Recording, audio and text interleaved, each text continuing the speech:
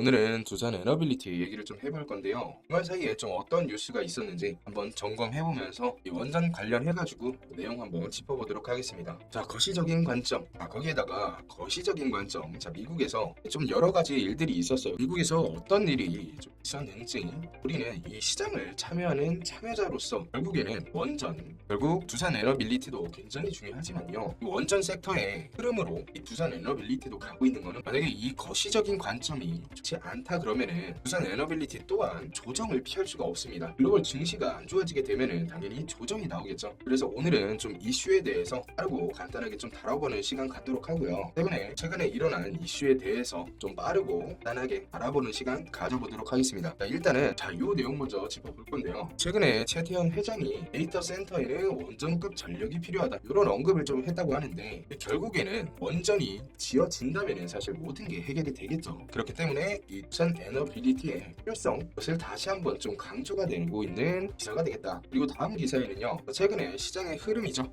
흐름이 결국에는 외국인들이 어디로 수급이 가고 있느냐 이것도 굉장히 중요하겠죠. 이번에 반도체가 엄청나게 많이 올랐어요, 그죠? 반도체가 이미 많이 올랐기 때문에 이제는 그 원전 쪽으로 다시 한번 차례가 올 수가 있겠다. 다만 뭐 단순히 차례가 그냥 와서 간다 이건 아니고 결국에는 이거죠. 다음 기사를 보면은 미국 프랑스가 쉬는 동안 K 원전, 결국 미국이 필요한 거는 K 원전일 수밖에 없다. 결국 미국이 손잡을 수 있는 나라가 여러 가지 후보들이 있잖아요. 뭐 프랑스도 있었고, 뭐 중국도 있었고, 러시아도 있었죠, 그렇죠? 그렇지만 얘네들과 같이 협력할 일은 일단은 없다고 볼 수가 있겠죠. 그렇다면은 남아 있는 나라는요, 한국과 일본 남았잖아요. 한국, 일본, 뭐 프랑스 이렇게 남아 있는데 가장 원자력이 발전한 나라가 어디입니까, 여러분들? 자, 그때는 한국일 수밖에 없다.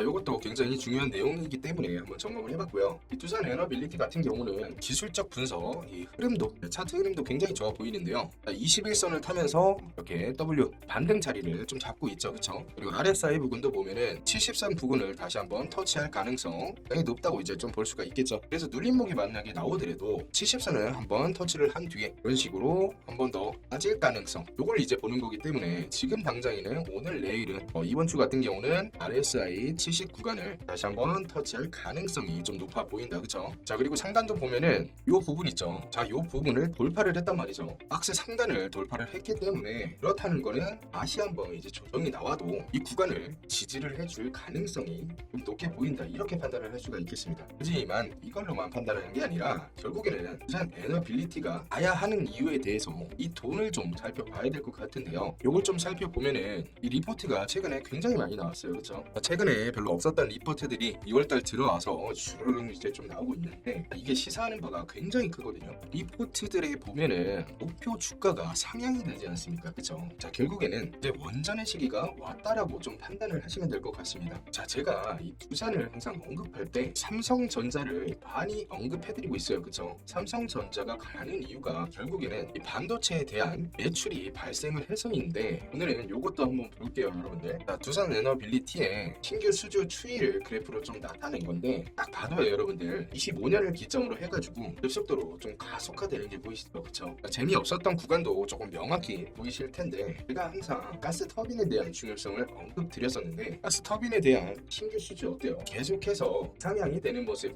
이게 중요한 이유까지도 우리가 알아둔다면요, 앞으로 두산 에너빌리티가 가야 할 방향성에 대해서 완벽하게 좀 이해가 되실 것 같습니다. 원전과 이 두산 에너빌리티가 앞으로 어떤 수주를 할 수 있는지에 대한 부분 명확히 좀 제시를 해드릴 테니까 앞으로 이 두산 에너빌리티 조정이 나와도 전혀 걱정할 거 없다는 부분을 미리 말씀을 드리고요. 본격적으로 좀 시작을 해볼 건데, 시작하기 전에 요거 한번 부탁드릴게요, 여러분들. 구독과 좋아요 한번 눌러주시면 감사할 것 같습니다. 영상을 제작하는 입장에서요, 요걸 좀 많이 눌러주셔야 구독자분들, 시청자분들이 도움이 되셨구나 라고 판단할 수 있는 내용이다 보니까 한 번씩 좀 눌러주시고요. 혹시라도 뭐 지금 안 누르시더라도 영상 끝까지 보신 후에 좀 도움이 되셨다라고 생각이 드신다면은 구독과 좋아요 버튼을 한 번씩 눌러주시면 감사하겠습니다. 그리고 댓글 창에는요, 여러분들 이 두산 에너빌리티 화이팅 하자는 의미에서 두산 화이팅 댓글 한번 달아주시면은 같이 한번 힘내보도록 하겠습니다, 그렇죠? 자, 본격적으로 우리 삼성전자도 한번 보면은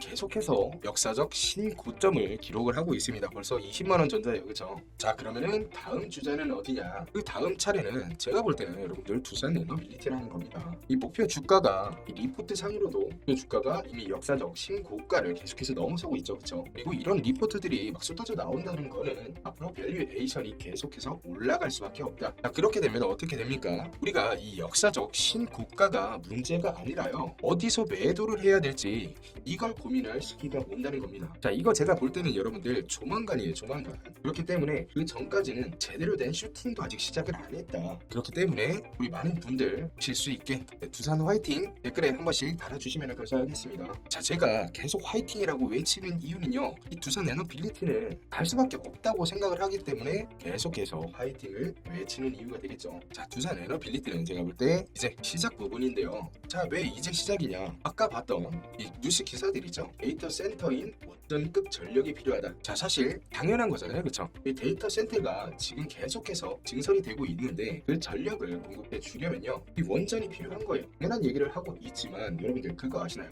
예전에 그 엔비디아 회장이죠, 젠슨 황이 지난 9월달이었나요? 10월달에 그쪽에 이 방안을 한번 했었는데, 그죠? 그때 우리나라의 이 GPU를 우선 공급해준다 뭐 이런 얘기를 했는데 이게 공급이 되더라도요, 지금은요 이 데이터 센터가 없어서 사용을 할 수가 없어요. 이 말은 우리나라 역시도 센터가 앞으로 계속해서 지어져야 되는 상황이다. 이게 많이 지어지게 되려면은 결국에는 원전이 필요할 수밖에 없고, 그래서 자, 우리나라 정부도 이제는 원전을 정책으로 인정하기 시작을 했죠. 자, 이런 요소들이 이 두산 에너빌리티의 주가를 좀 끌어올려주고 있다라고 보시면 되고요. 자, 이것도 보면은 최근에 뭐 삼성전자, 하이닉스의 뭐 수급이 있다는 외국인들이 이탈이 일어나면서 그 돈이 어디로 가고 있느냐, 이 제목에 보면은 반도체 팔고 원전과 조선으로 싹쓸이라고 나와 있는데요. 이 원전과 조선, 여러분들 요거 공통점이 있다는 거 혹시 알고 계신가요?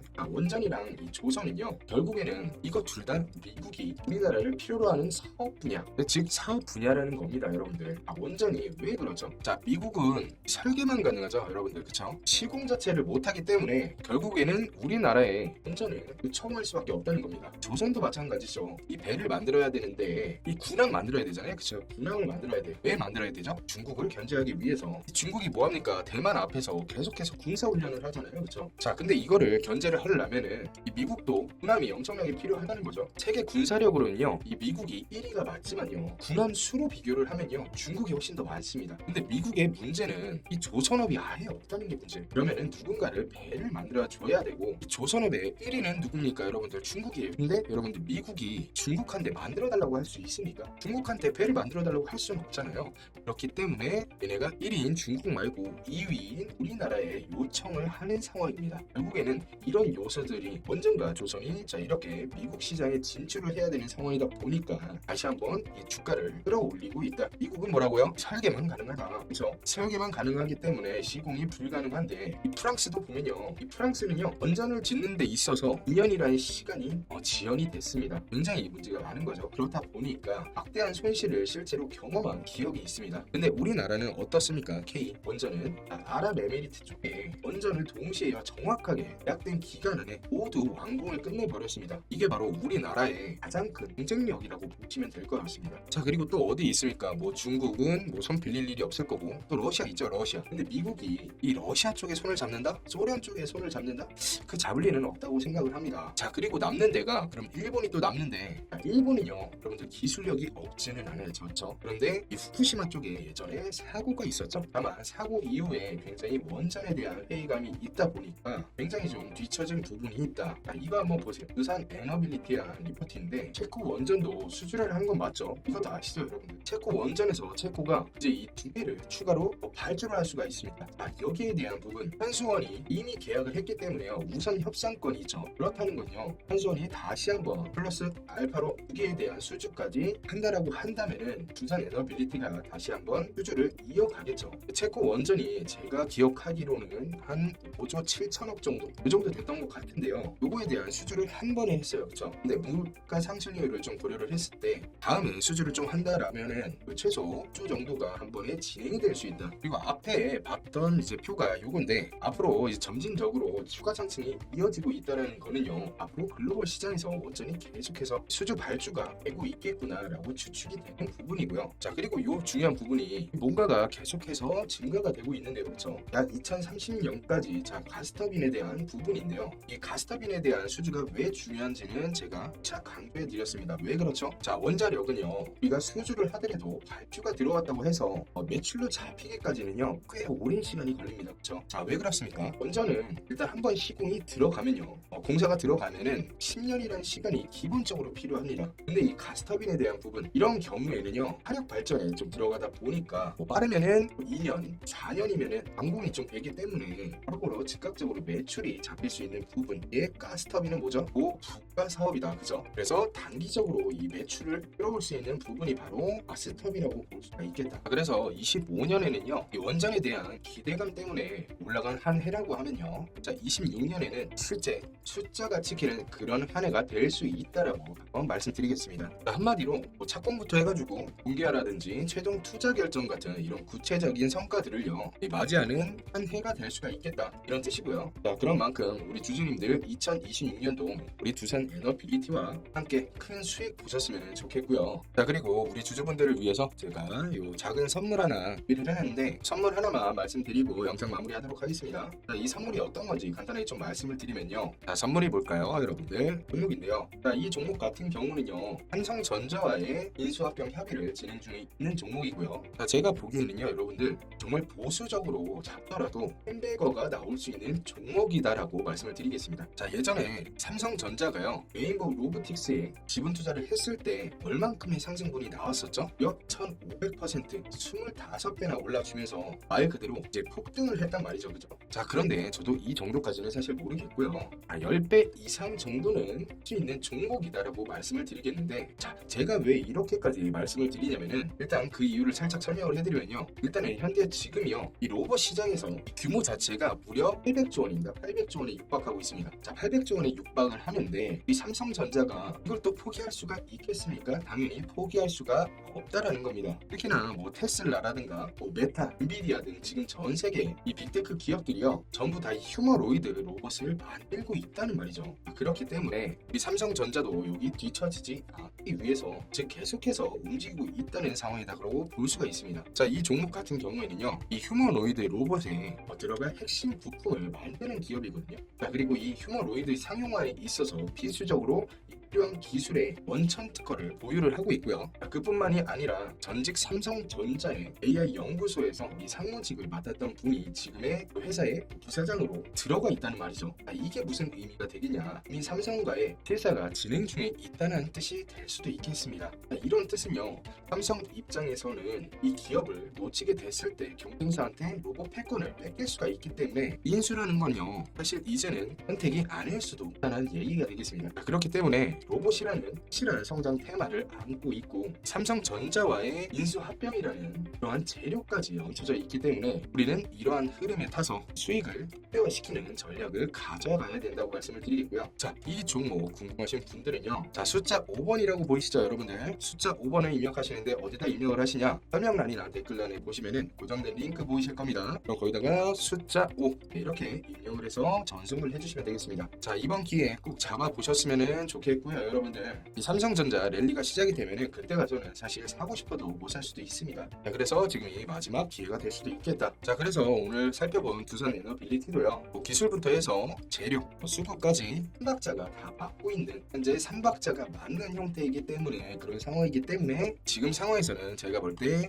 이 매도를 할 필요는 없다라고 생각이 듭니다. 이게 사실 이 시장에 글로벌적인 시장에 악재가 터져서 차트 흐름이 훼손이 된다고 쳐도요 말 그대로 이 펀더멘탈이 훼손되는 그 조정이 아니기 때문에 우리 주주님들 주가가 빠지더라도 우리에게는 기회가 될 수 있겠습니다. 자, 다들 일희일비하지 마시고 화이팅하는 의미로 댓글에는 두산 화이팅이라고 댓글 한번 달아주시고요. 영상은 여기서 좀 마쳐보도록 하고요. 다음에는 더 좋은 전망으로 좀 찾아뵙도록 하겠습니다. 지금까지 오매니저였습니다.